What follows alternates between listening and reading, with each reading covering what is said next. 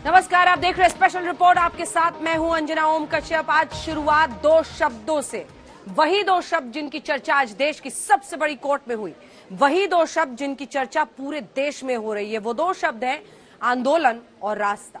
यहां आंदोलन का मतलब है 10 महीने से चल रहे किसानों के आंदोलन से, वहीं रास्ते का मतलब है दिल्ली के बॉर्डर का वो हाईवे जिसे ब्लॉक करके आंदोलनकारी करीब 10 महीने से बैठे हुए हैं। आज सुप्रीम कोर्ट ने किसान आंदोलन को लेकर सख्त टिप्पणी की है। आंदोलनकारियों की नीति और नियत को लेकर सवाल पूछे हैं। आखिर किसान आंदोलन को लेकर सुप्रीम कोर्ट को कड़वी बात क्यों कहनी पड़ी, हम आपको आगे दिखाते हैं। उससे पहले पंजाब और हरियाणा में किसानों के नए संग्राम की खबर बताते हैं।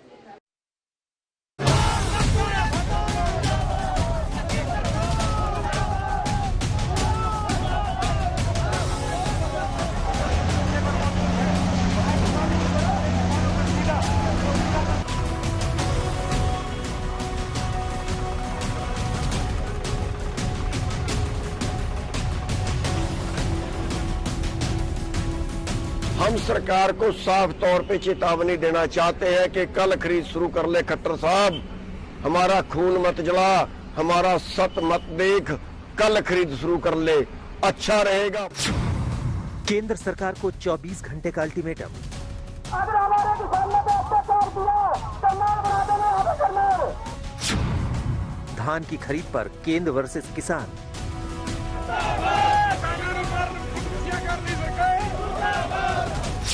खरीद की तारीख बढ़ाने पर नया विवाद।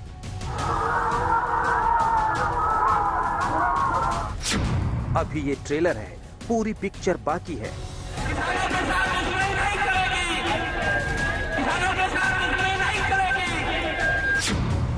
किसानों का ऐलान जंग।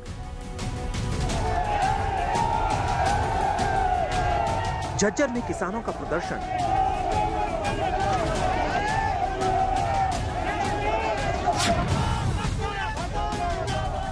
अमृतसर में किसानों का हल्ला बोल।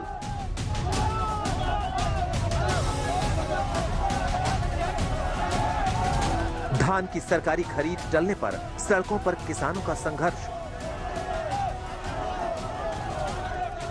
उधर माने एसी ला के बैठे हुए हैं। चन्नी साहब आए ने, बड़ा सही तो सोचते हैं भी चन्नी साहब आउणगे कुछ सुधार हो जाऊगा, पर साढ़े वास्ते सुधार कुछ भी नहीं है। ਜਿਹੜਾ 1960 रुपये माल विकना सी, 1600 ਨੂੰ ਵਿਕ ਰਿਹਾ। ਦੱਸੋ ਸਾਡੇ ਨਾਲ ਲੁੱਟ ਖਸੁੱਟ ਹੋ ਰਹੀ ਹੈ, ਕੀ ਕਰਾਂਗੇ ਦੱਸੋ। ਭਾਵੇਂ ਚੰਨੀ ਆ ਗਿਆ, ਭਾਵੇਂ ਕੈਪਟਨ ਸੀ, ਕੁਝ ਵੀ ਨਹੀਂ। ਅਸੀਂ ਤਿੰਨਾਂ ਪਾਰਟੀਆਂ ਨੂੰ ਨਹੀਂ ਕਹਿੰਦੇ ਕੋਈ ਕੰਮ ਵਧੀਆ ਕਰਦੀ, ਕੋਈ ਕੰਮ ਵਧੀਆ ਕਰਦੀ नहीं। पानीपत में किसानों की हुंकार।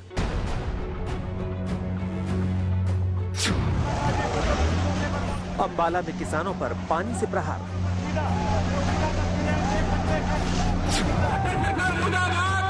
रेवाड़ी में किसानों ने फूंका पुतला। एक बार फिर एमएसपी पर धान की खरीद को लेकर केंद्र सरकार और पंजाब हरियाणा के किसान आमने सामने हैं। किसानों का ये विरोध और ये आक्रोश केंद्र सरकार के उस ऑर्डर के खिलाफ है जिसमें धान की सरकारी खरीद की तारीख को अचानक बढ़ा दिया गया। दरअसल 1 अक्टूबर से होने वाली धान की सरकारी खरीद को केंद्र सरकार ने 10 दिनों के लिए टाल दिया है। अब किसान पूछ रहे हैं कि मंडियों तक पहुंच चुकी फसल का क्या होगा। आज पंजाब और हरियाणा में किसानों ने केंद्र सरकार के खिलाफ धान की सरकारी खरीद को लेकर बड़ा प्रदर्शन किया। कई जिलों में किसानों ने धान की सरकारी खरीद की तारीख बढ़ाए जाने को साजिश से जोड़कर देखा। आज किसानों ने हरियाणा के डिप्टी सीएम का घेराव किया, तो वहीं संयुक्त किसान मोर्चे के नेता गुरनाम सिंह चढ़ूनी ने केंद्र सरकार को 24 घंटे का अल्टीमेटम दे दिया है। आखिर पंजाब और हरियाणा में धान की सरकारी खरीद की तारीख बढ़ाने से संग्राम क्यों छिड़ गया, आपको दिखाते हैं। आज हरियाणा और पंजाब के किसानों ने केंद्र सरकार के नोटिफिकेशन के खिलाफ मोर्चा खोल दिया। प्रदर्शन कर रहे किसान यही सवाल केंद्र सरकार से पूछ रहे हैं कि एमएसपी पर धान की खरीद 1 अक्टूबर से शुरू होनी थी, तो अचानक तारीख में परिवर्तन क्यों किया गया।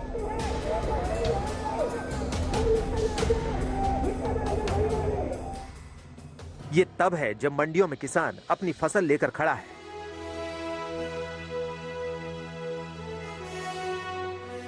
सबसे पहले सुनिए गुरनाम सिंह चढ़ूनी ने केंद्र सरकार के ऑर्डर पर क्या बड़ी बात कही। हम सरकार को साफ तौर पे चेतावनी देना चाहते हैं कि कल खरीद शुरू कर ले खट्टर साहब, हमारा खून मत जला, हमारा सत मत देख, कल खरीद शुरू कर ले, अच्छा रहेगा। फिर चेतावनी दे रहे हैं, कल खरीद शुरू कर ले, वरना परसों तेरे एमएलए, तेरे एमपी, तेरे नेताओं को इस तरीके से घेरेंगे, घर में बंद करेंगे। आरोप यही है कि केंद्र सरकार पंजाब और हरियाणा के किसानों से बदला लेने के लिए नए नए हथकंडे अपना रही है। नया हथकंडा एमएसपी पर धान की सरकारी खरीद की बढ़ाई गई तारीख है। किसान नेता आर पार के मूड में है। एक तरफ विरोध प्रदर्शन शुरू हो गया है तो दूसरी तरफ आगे की रणनीति भी तैयार हो गई है। किसानों ने प्लान का ऐलान भी कर दिया है।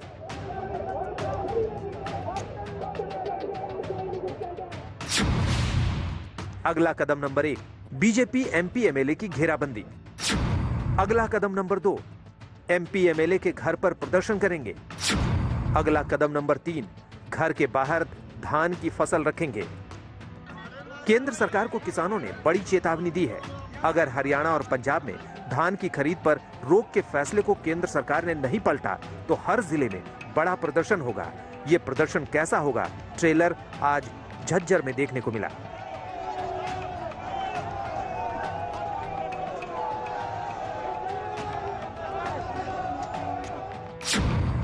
तस्वीर नंबर 1, डिप्टी सीएम की घेराबंदी।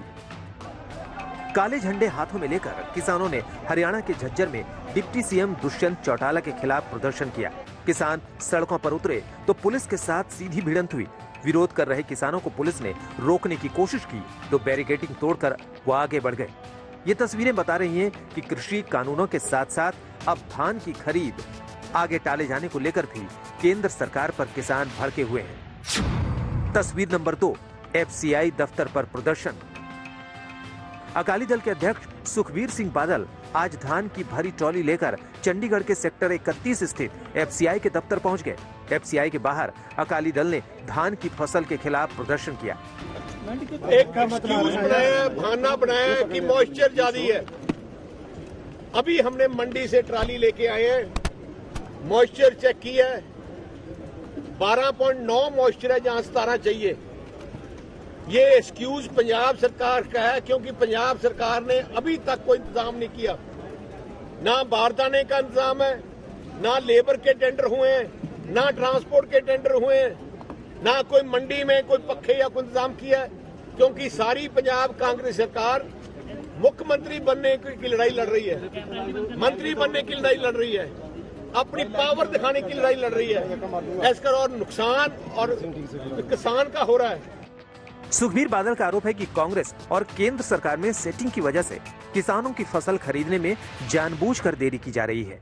तस्वीरें आप देख सकते हैं, अकाली दल के नेता फूड कॉरपोरेशन ऑफ इंडिया के दफ्तर के बाहर धान की ट्राली भरकर लाए हैं। सुखबीर बादल यहां पर खुद पहुंचे हुए हैं और इनका ये कहना है कि केंद्र सरकार जानबूझकर धान की खरीद में डिले कर रही है। हालांकि जो केंद्र सरकार का ये कहना है कि धान की फसल में बेहद ज्यादा नमी है, पीछे बारिश हुई है, बारिश की वजह से इसमें डिले किया जा रहा है। लेकिन तस्वीरें आप देखिए, अकाली दल के नेता यहां पर बाकायदा ट्राली भरकर लाए हैं धान की और इस धान को सड़क पर फेंका जा रहा है। तस्वीर नंबर 3, चन्नी का दिल्ली दौरा। वहीं पंजाब के मुख्यमंत्री चरणजीत सिंह चन्नी धान की सरकारी खरीद को लेकर प्रधानमंत्री नरेंद्र मोदी से मिले। प्रधानमंत्री से मुलाकात में यही मांग रखी है कि 11 अक्टूबर की तारीख के फैसले को वापस लिया जाए। किसानों से मैंने उनको डायलॉग शुरू करने की बात की है, जो पिछले समय से टूटा हुआ है, क्योंकि डायलॉग से ही बात हल होगी। तो मैंने उनको कहा है कि ये तीनों बिल इनको ख़त्म होना चाहिए और मैंने अपने इस संबंध में विषय में बात रखी है कि पंजाब की इकॉनमी खेती पे संबंधित है, खेती से चलती है। पंजाब तभी प्रोग्रेस करेगा अगर हमारा किसान और खेत मजदूर खुशहाल होगा। उन्होंने मेरी बात बड़े ध्यान से सुनी है और मुझे कहा है कि वो भी इसका कोई हल ढूंढना चाहते हैं और इस दिशा में चल रहे हैं। अब आपको विवाद के पीछे की पूरी कहानी समझाते हैं। दरअसल पंजाब और हरियाणा में आमतौर पर सरकारी एजेंसियों के द्वारा अक्टूबर के महीने में धान की फसल की खरीद शुरू की जाती है। लेकिन केंद्र सरकार ने चिट्ठी लिखकर पंजाब और हरियाणा की सरकार को निर्देश दिया है कि धान में नमी की मात्रा अभी ज्यादा है। ऐसे में एमएसपी पर धान की फसल की खरीद 11 अक्टूबर से पहले ना शुरू की जाए। केंद्र सरकार के इसी ऑर्डर का पंजाब और हरियाणा के किसान विरोध कर रहे हैं। किसानों का कहना है कि ज्यादातर फसल मंडियों तक पहुंच चुकी है। अगर खरीद से पहले बारिश हुई तो धान की बर्बादी पक्की है, यानी नुकसान सिर्फ और सिर्फ किसानों का होगा। चंडीगढ़ से सत्येंद्र चौहान के साथ आज तक ब्यूरो। आपने किसान नेताओं की बात सुनी, आपने किसानों का धरना प्रदर्शन भी देखा। अब किसान आंदोलन पर देश की सबसे बड़ी अदालत की टिप्पणी के बारे में बताते हैं। आज सुप्रीम कोर्ट ने जंतर मंतर पर प्रदर्शन की इजाजत मांगने के लिए लगाई गई याचिका की सुनवाई के दौरान बड़ा कमेंट किया। आज आपको सुप्रीम कोर्ट के कमेंट के दो पक्षों को समझना और सुनना चाहिए। पहला पक्ष है सड़क और हाईवे को ब्लॉक करके बैठे आंदोलनकारियों का, और दूसरा पक्ष है जो स्थानीय निवासी या फिर हाईवे और सड़क को इस्तेमाल करने वाला आम आदमी है, आम जनता है। सुप्रीम कोर्ट ने आज बंद रास्तों को लेकर दिल्ली वालों के दर्द की संपूर्ण व्याख्या की।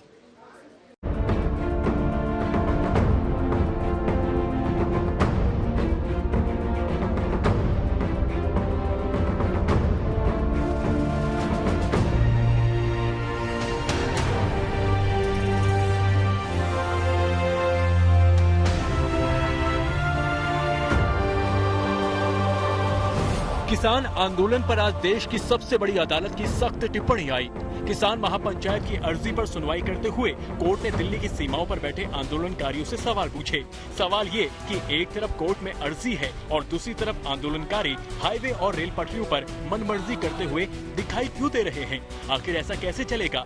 जस्टिस AM खानविलकर ने टिप्पणी करते हुए कहा, आपने पूरे शहर का दम घोट दिया है और अब आप शहर के भीतर आना चाहते हैं। आसपास रहने वाले क्या प्रोटेस्ट से खुश हैं? यह सब रुकना चाहिए। आप सुरक्षा और डिफेंस पर्सनल को रोक रहे हैं, यह मीडिया में है। सब कुछ रुकना चाहिए। एक बार जब कानूनों को चुनौती देने के लिए कोर्ट आ चुके हैं तो प्रोटेस्ट का कोई तर्क नहीं है। सुनवाई के दौरान सुप्रीम कोर्ट ने गाजीपुर बॉर्डर और सिंध बॉर्डर पर बैठे किसानों को बड़ी नसीहत दे डाली। कोर्ट ने कहा कि मामला कोर्ट में है, अदालत पर भरोसा है तो रास्ता अब तक क्यों बंद है? सत्याग्रह का क्या तर्क है? आपने कोर्ट का रुख किया है, अदालत में भरोसा रखिए। एक बार जब आप अदालत पहुंच गए तब प्रोटेस्ट का क्या मतलब है? क्या आप जुडिशियल सिस्टम के खिलाफ प्रदर्शन कर रहे हैं? सिस्टम में भरोसा रखिए। वहीं किसान महापंचायत की तरफ से कहा गया कि सड़क उन्होंने ब्लॉक नहीं किया है। इस पर सुप्रीम कोर्ट ने कहा कि आप हलफनामा दायर करें कि आपने ब्लॉक नहीं किया है। अब अगली सुनवाई 4 अक्टूबर को होगी। 3 कृषि बिलों का विरोध करने के लिए किसान दिल्ली की सरहदों पर पिछले लगभग साल भर से आंदोलन कर रहे। वहीं किसानों का एक संगठन सुप्रीम कोर्ट पहुंचा और उन्होंने कहा कि उन्हें जंतर मंतर पर प्रदर्शन करने की इजाजत दी जानी चाहिए। जस्टिस खानविलकर की अगुवाई वाली पीठ ने जब उनसे सवाल किए तो किसानों के लिए जवाब देना थोड़ा सा मुश्किल हो गया था उन याचिकाकर्ता किसानों के लिए। उनकी तरफ से सीनियर एडवोकेट अजय चौधरी ने ये कहा कि वो किसान नहीं है जो धरना दे रहे हैं और दिल्ली की सरहदों को जाम किया हुआ है। हम तो चाहते हैं कि इसका हल निकले और हम अपनी बात सुनाने के लिए जंतर मंतर पर प्रदर्शन करना चाहते हैं। सुप्रीम कोर्ट ने सुनवाई के दौरान जब उनसे खरे खरे सवाल पूछे तो उस पर स्थिति कुछ असहज हो गई लगी। कोर्ट की टिप्पणी के बाद किसान महापंचायत के अध्यक्ष रामपाल जाट ने क्या कहा, सुनिए। हमारे आंदोलन का तरीका है सत्याग्रह, इसलिए हमने जो पुस्तक लिखी है वो भी सत्याग्रह पे लिखी है। और सत्याग्रह जो पुस्तक है, ये पुस्तक इसीलिए है कि हमने ये बात कही है कि हम कैसा सोचते हैं तो आंदोलन संविधान के दायरे में होना चाहिए। संविधान ने हमको आंदोलन करने का अधिकार दिया है, ये हमारा मूलभूत अधिकार है, लेकिन मर्यादाओं के साथ। मर्यादाओं का अर्थ है हम किसी अन्य को कष्ट नहीं पहुंचाएंगे, किसी को असुविधा में नहीं डालेंगे। स्वयं कष्ट सहते हुए आंदोलन करेंगे तो स्वयं कष्ट सहना फिर आंदोलन करना, इसको कहते हैं सत्याग्रह। गाजीपुर बॉर्डर और सिंध बॉर्डर पर किसानों ने पिछले 10 महीने से डेरा डाल रखा है। ऐसे में कोर्ट के कमेंट पर सियासी पार्टियों ने क्या कहा, सुनिए। किसान आंदोलन के नाम पर आप बैठे हैं, नाना प्रकार के व्यंजन परोसे जा रहे हैं, आप आराम से बैठे हैं, AC भी लग गया है और लोगों को दिक्कत आ रही है। तो कम से कम सुप्रीम कोर्ट की इस टिप्पणी के बाद उनको सोचना चाहिए और उन विपक्षी नेता को जो वहां पर जाकर आंदोलन को बढ़ाने का काम करते हैं उनको भी सोचना चाहिए कि वो किसान आंदोलन के नाम पर लोगों को दिक्कत दुश्वारी क्या हो रही है, सुप्रीम कोर्ट की टिप्पणी के बाद तो कम से कम उनको इस बात का एहसास होना चाहिए। किसान नेता राकेश टिकैत ने सुप्रीम कोर्ट के कमेंट के बाद यही कहा कि सड़कें किसानों ने नहीं बल्कि पुलिस ने ब्लॉक कर रखी हैं। ना हमने हाईवे रोक रखे, हाईवे पुलिस ने ब्लॉक कर रखे, हमने नहीं कर रखे। सिंगू बॉर्डर पे भी गाड़ियां अंदर तक चल रही है। अगर आगे के बॉर्डर हटा दें तो गाड़ी आगे निकल जाएगी। वहां से गांव से होकर गाड़ियां जाती है तो आगे निकल जाएगी। दरअसल कोर्ट की टिप्पणी किसानों के एक गुट किसान महापंचायत की अर्जी पर आई। अर्जी में दिल्ली के जंतर मंतर पर सत्याग्रह की इजाजत मांगी गई थी। अब 4 अक्टूबर को सुनवाई के दौरान कोर्ट की तरफ से क्या कमेंट आता है, ये देखना अहम होगा। संजय शर्मा, आज तक। आज सुप्रीम कोर्ट की टिप्पणी उन आंदोलनकारियों के लिए नसीहत है जो हाईवे और सड़कों को ब्लॉक करके बैठे हैं। अब हम बात करते हैं एक और नसीहत की जो पंजाब कांग्रेस के अंदर मचे घमासान के बीच सामने आई है। आज पंजाब कांग्रेस के प्रभारी हरीश रावत ने जो कहा है उसको लेकर कैसे सियासी बवाल छिड़ गया है, जरा देखिए। नंबर 1, मैं I am not going to remain in the Congress. Amarinder Singh ji को मुखौटे के तौर पर प्रयोग करना चाहते हैं, पर आई फील ह्यूमिलिएटेड। जो इस बात को कहा जा रहा है कि उनका ह्यूमिलिएशन होगा कि पार्टी ने उन्हें हमेशा सम्मान दिया। अभी कैप्टन अमरिंदर सिंह ने टीम कांग्रेस को छोड़कर नई टीम में जाने का ऐलान नहीं किया है। नई टीम और नई सियासी इनिंग को लेकर सस्पेंस पूरा है, लेकिन कांग्रेस से कैप्टन की विदाई के बाद पंजाब के प्रभारी हरीश रावत ने बयानों का बाउंसर मार दिया है। बोले इशारों को समझे तो कैप्टन अमरिंदर सिंह के हर शॉट के पीछे बीजेपी के साथ हुई फिक्सिंग है। अमरिंदर सिंह जी के 2-3 दिनों में जो बयान आए हैं वो बयान ऐसा लगता है कि किसी प्रकार के दबाव में हैं और सत्तारूढ़ दल जो पंजाब के अंदर डिस्क्रेडिटेड है, जिसको पंजाब के किसान, पंजाब के लोग पंजाब का विरोधी मानते हैं, वो श्री अमरिंदर सिंह जी को मुखौटे के तौर पर प्रयोग करना चाहते हैं, उपयोग करना चाहते हैं। सरल शब्दों में कहें तो हरीश रावत ने यही समझाया और बताया कि कैप्टन का कांग्रेस से मोहभंग यूं ही नहीं हुआ। स्क्रिप्ट बीजेपी ने लिखी है, सारा गेम प्लान बीजेपी का है, जिसमें कैप्टन सिर्फ मुखौटा है। फिर से कहना चाहता हूं कि अभी तक जो बातें कही हैं कैप्टन अमरिंदर सिंह जी, उस पर फिर से विचार करें और भाजपा जैसी पंजाब विरोधी, किसान विरोधी पार्टी को प्रत्यक्ष और अप्रत्यक्ष तरीके से मदद न पहुंचाएं। हरीश रावत ने सिर्फ कैप्टन। तो नौबत अब ऐसी आ गई है कि कांग्रेस के घमासान को संभालना मुश्किल हो रहा है। बार बार कांग्रेस पार्टी को बचाने की बात हो रही है, लेकिन आते ही कांग्रेस पार्टी में वो कौन सा नेता है जिसने कांग्रेस पार्टी को बचाने पर कहा कि देश को बचाना है तो कांग्रेस को बचाना होगा? जी हाँ, कन्हैया कुमार से ये बातचीत सीखे। आगे का रास्ता मुझे नहीं पता है, लेकिन शायद आपने भी पढ़ा होगा, एक कविता की लाइन है, वह पथ क्या पथिक कुशलता क्या जिस पथ में बिखरे शूल न हो, नाविक की धैर्य परीक्षा क्या जब धाराएं प्रतिकूल न हो। परिस्थिति जो भी है, धैर्य के साथ, ईमानदारी के साथ इस देश के भीतर जो संकट है आज में कि हम संविधान की रक्षा कैसे करेंगे, देश के जो लाखों नौजवान हैं उसकी बेरोजगारी का हल कैसे होगा, किसान कई महीनों से जो है कृषि जो बिल है उसको खत्म करने की मांग कर रहे हैं। तो ये जो जनता के वाजिब सवाल हैं उस पर हम संघर्ष कैसे करेंगे। रास्ता जो भी हो, उतार चढ़ाव, कंकर पत्थर जो भी हो, उसमें चलेंगे और देखेंगे। लेकिन चलेंगे कैसे, क्योंकि कांग्रेस के बारे में अब ये धारणा बन गई है कि कांग्रेस जो है वो ऑनलाइन कैंपेन और वर्चुअल एजिटेशन करती ज़्यादा है, सड़क पे कम नज़र आती है। ये एक बड़ा चैलेंज होगा आप लोग के लिए। आप लोग यूथ, नया ब्लड, यंग ब्लड इसमें जुड़ रहा है कांग्रेस पार्टी में। देखिए, ज़िंदगी को ना हमको कई बार जो है हमारे आसपास जो घट रही घटनाएं होती हैं ना, उससे बियॉन्ड भी समझने की कोशिश करना चाहिए। कांग्रेस के सामने चाहे जितनी भी चुनौती हो, कांग्रेस इस देश की सबसे पुरानी पार्टी है, सबसे बड़ी विपक्षी पार्टी है, संसदीय व्यवस्था में सबसे बड़ा विपक्ष है, सबसे ज़्यादा उसके जो है सदस्य हैं। और चाहे कोई कुछ भी कह ले, कांग्रेस अपने आप में महज एक राजनीतिक दल नहीं है। आधुनिक राजनीति में लोकतंत्र का इतिहास अपने आप में समेटे हुए है। और ये जो धारणा है ना, धारणा बनती बिगड़ती रहती है, राजनीति में उतार चढ़ाव होते रहता है।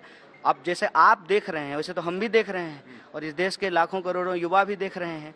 लेकिन मैं आपको बता देता हूं कि बीजेपी से लड़ने के लिए पूरे देश में कांग्रेस के अलावे और कोई विकल्प नहीं है और इस विकल्प को हर किसी को जो बीजेपी को हराना चाहता है उसको चुनना चाहिए। पर अब बात मुंबई के पूर्व पुलिस कमिश्नर परमबीर सिंह की, जिनके गायब हो जाने से मुंबई में हड़कंप मचा हुआ है। परमबीर सिंह को इस वक्त शिद्दत से ढूंढा जा रहा है लेकिन उनका कोई सुराग नहीं मिल रहा। कहा जा रहा है कि मुंबई के पूर्व पुलिस कमिश्नर चुपके से विदेश फरार हो गए हैं। ऐसे में महाराष्ट्र की सियासत में एक बड़ी रार छिड़ गई है। परमबीर सिंह भागे हैं या उन्हें भगाया गया?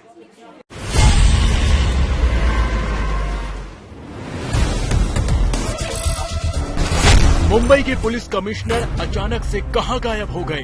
न राज्य सरकार को पता है, न ही सेंटर को पता है, न ही स्टेट कमीशन को पता है और न ही एनआईए को कोई खबर है।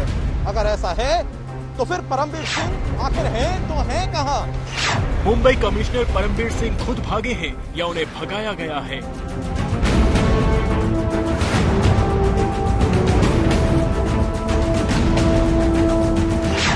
सर, परमबीर सिंह यांच्या बाबत चर्चा झाली का आता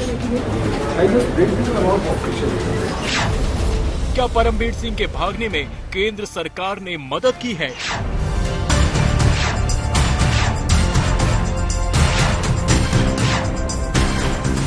परमबीर के गायब होने से महाराष्ट्र की सियासत में खलबली क्यों मची है?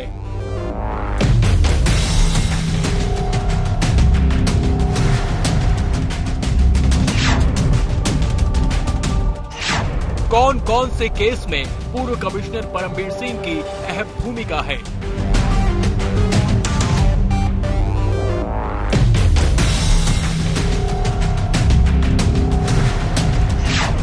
क्या परमबीर सिंह से कोई बहुत बड़ा सुराग मिलने वाला था?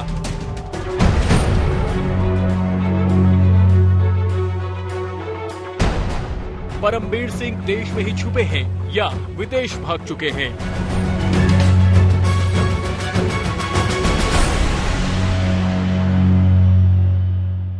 परमबीर के विदेश भागने की खबरों ने ऐसी खलबली मचाई है कि उन्हें तलाशने के लिए छापेमारी शुरू हो गई है। उनके जितने भी कनेक्शंस हैं सबसे पूछा जा रहा है। हम आपको बता दें कि मुंबई के पूर्व पुलिस कमिश्नर परमबीर सिंह का गायब होना जांच एजेंसीज के लिए भी अचंभे की बात है, क्योंकि परमबीर सिंह मुंबई में चल रहे कई बड़े केसेस के अहम किरदार हैं।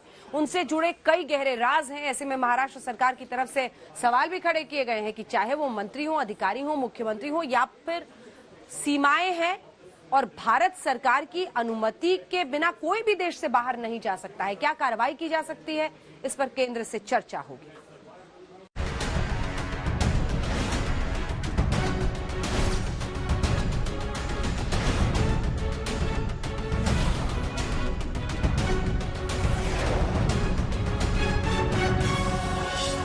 उन्नीस 1988 बैच के आईपीएस अधिकारी, मुंबई पुलिस के पूर्व कमिश्नर, थाने के पूर्व police commissioner, anti corruption bureau के पूर्व महानिदेशक, अंडरवर्ल्ड के नेटवर्क की गहरी जानकारी रखने वाले अंडरवर्ल्ड डॉन दाऊद इब्राहिम के भाई इकबाल कासकर की गिरफ्तारी कराने वाले अफसर, साध्वी प्रज्ञा ठाकुर केस में जांच में शामिल आईपीएस अधिकारी, बॉलीवुड एक्ट्रेस ममता कुलकर्णी को ड्रग्स रैकेट केस में आरोपी बनाने वाले आईपीएस अफसर और महाराष्ट्र के पूर्व गृह मंत्री अनिल देशमुख पर 100 करोड़ की वसूली का आरोप लगाकर राजनीति में भूचाल लाने वाले अफसर, देश के सबसे बड़े उद्योगपति मुकेश अंबानी के घर एंटीलिया के बाहर मिली विस्फोटक से भरी स्कॉर्पियो वाले केस में अहम कड़ी परमबीर सिंह अचानक से गायब हो जाते हैं।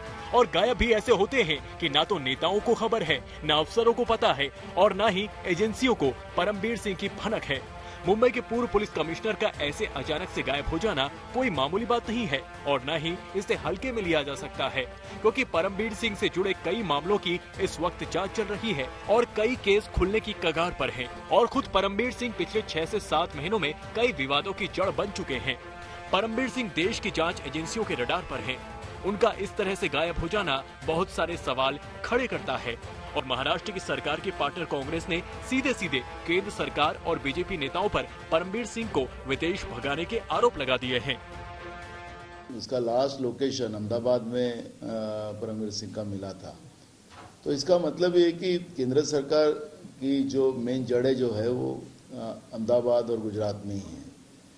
और बीजेपी जब से केंद्र सरकार में बैठी है तब से आईएएस और आईपीएस अधिकारी का दुरुपयोग करना और उसके माध्यम से केंद्र सरकार के विरोध की जो भी सरकारें जिस राज्य में है उनको बदनाम करने का एक साजिश केंद्र सरकार के माध्यम से शुरू है। विगत 2 वर्षों से कोई भी मामला हो, यह महाराष्ट्र की सरकार, उनके मंत्री, उनके नेता केंद्र की ओर उंगली दिखाती है। वे अपने जिम्मेदारी का दायित्व कब लेंगे? जब परमवीर सिंह ने खत लिखकर 100 करोड़ की उगाही देश के सामने लाई, उसी दिन से लड़ाई का आरंभ हुआ।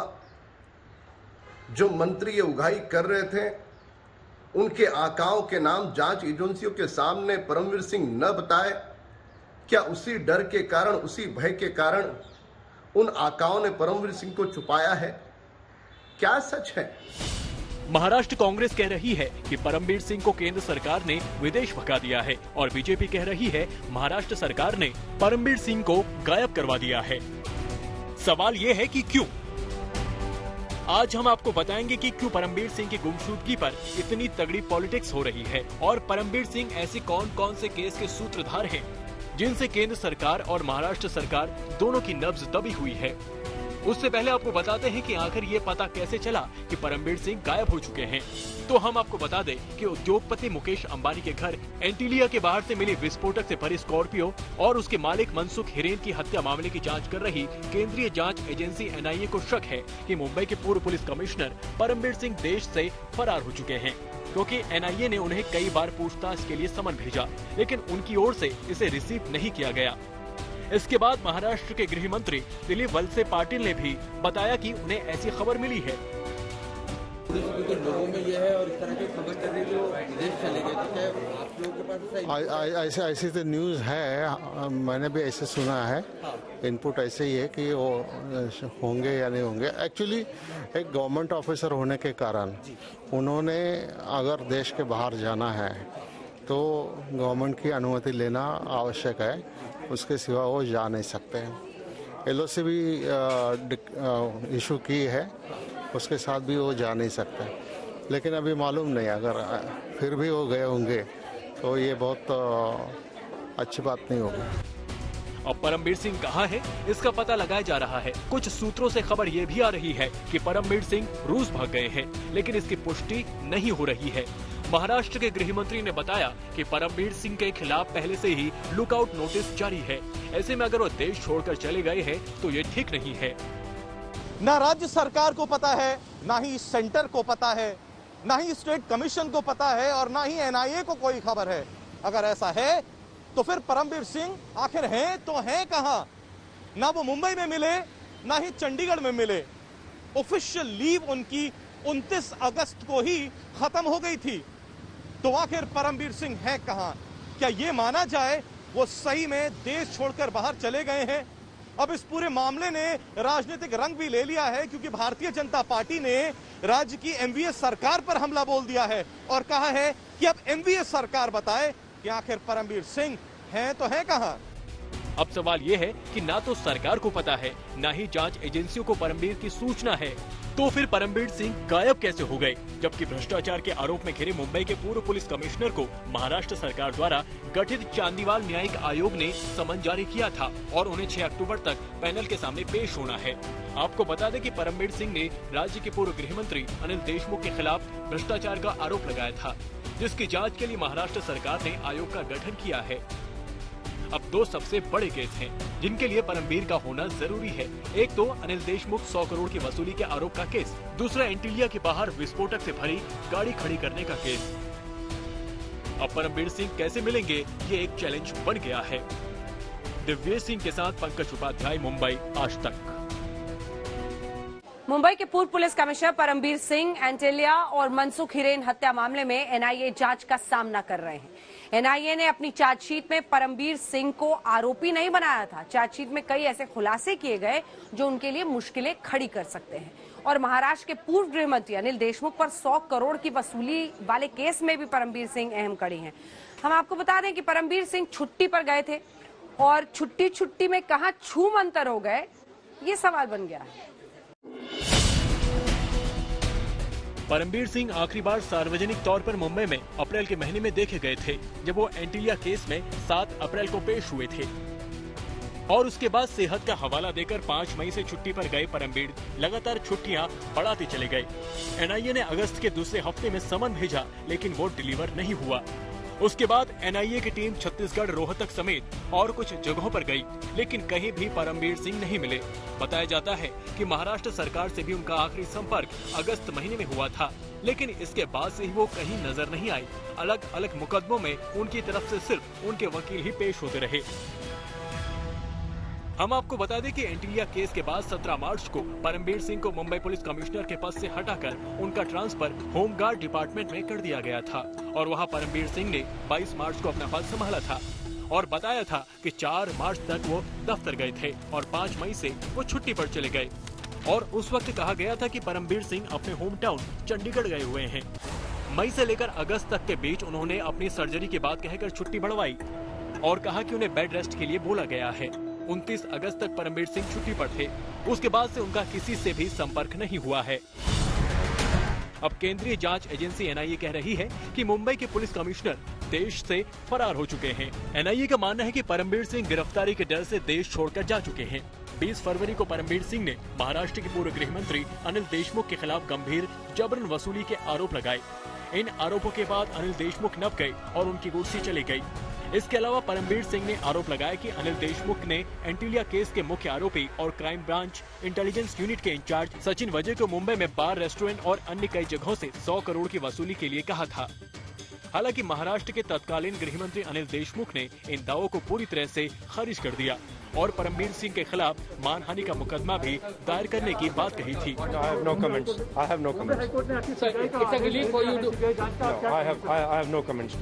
6 अक्टूबर को इसी केस में पैनल के सामने परमबीर सिंह को पेश होना था और परमबीर सिंह के लिए एक गले की हड्डी तो ये केस था।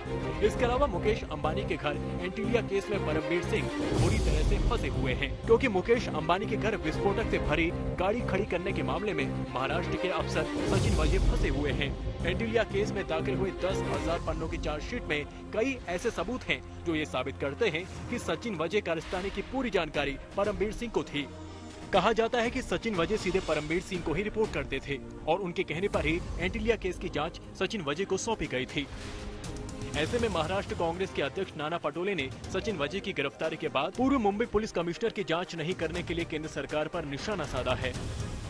वाजे प्रकरण हुआ, उसमें कांग्रेस की तरफ से हमने बयान दिया था कि अगर मैं सरकार रहता तो मैं पहले परमबीर सिंह को अरेस्ट करता, क्योंकि मुंबई पुलिस कमिश्नर ऑफिस से जो सीसीटीवी फुटेज गायब हुए थे, उस फुटेज गायब होने के पीछे का मेन अगर एक्यूज कोई होगा तो फिर पुलिस कमिश्नर परमबीर सिंह ही थे।